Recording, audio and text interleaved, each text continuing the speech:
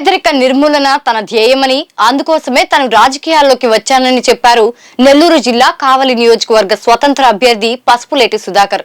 ఎన్నికల ప్రచారంలో భాగంగా తుమ్మలపంట పంచాయతీ పరిధిలోని పలు గ్రామాల్లో పర్యటించిన పసుపులేటి సుధాకర్ కు మత్స్యకార గ్రామస్తులు బ్రహ్మరథం పట్టారు.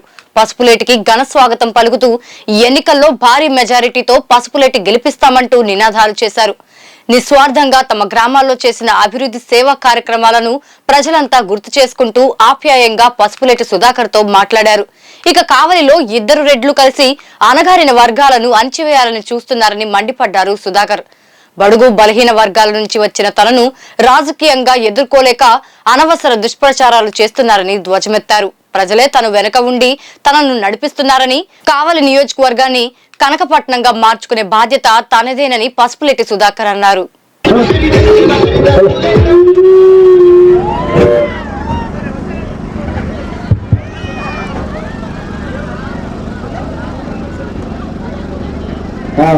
అక్కలకి, చెల్లెళ్ళకి, అన్నలకి, తమ్ముళ్ళకి, పిల్లలకి, పెద్దవాళ్ళకి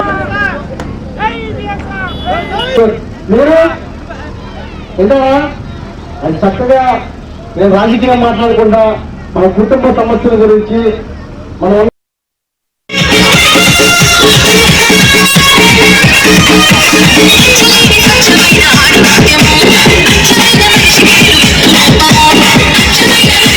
నిర్మాణంగా జరుగుతూ ఉంది.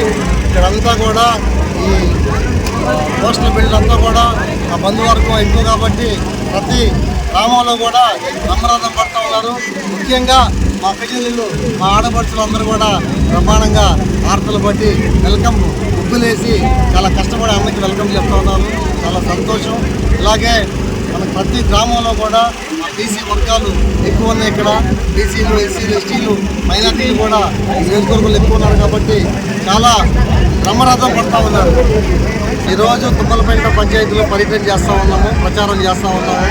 అయితే మా గ్లాసు గుర్తు లాస్ట్ టైం కూడా నేను గ్లాసు గుర్తు మీద పోటీ చేశాను. మళ్ళీ కూడా అదే గుర్తు నాకు రావడం చాలా సంతోషం. అయితే అందరూ కూడా గుర్తు తెలుసు, గుర్తు చెప్పకుండా అక్కర్లేదు, వాళ్ళే చెప్తా ఉన్నారు. మన గ్లాసు గుర్తుకే మన ఓటర్ని ప్రజలే చెప్తా ఉన్నారు. చాలా సంతోషం. గుర్తుకు మాకేం ప్రాబ్లం లేదు. పంపర మెజార్టీతో లభిస్తూ ఉంది. ఎందుకంటే మాకు ఈ మత్స్యకార గ్రామాలన్నీ కూడా సొంతంగా నా అన్నదమ్ములు, అక్కచెల్లెళ్ళలాగా ఉంటారు.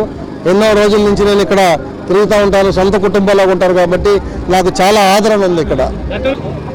ఈసారి గతంలో అంటే నేను కొత్తగా వచ్చాను కాబట్టి అందరూ తెలుసుకోలేకపోయారు, అర్థం చేసుకోలేకపోయారు. ఈసారి అందరూ సుధాకర్ అంటే మన కుటుంబ సభ్యుడు, మన అన్నదమ్ముడు అనేలాగా నేను 2019 నుంచి చాలా సహాయక సహకారాలు కూడా అందించాను. అందరికి కూడా అందరూ బంధువర్గంలాగా ఉంటున్నారు కాబట్టి ఈసారి గెలుస్తాం.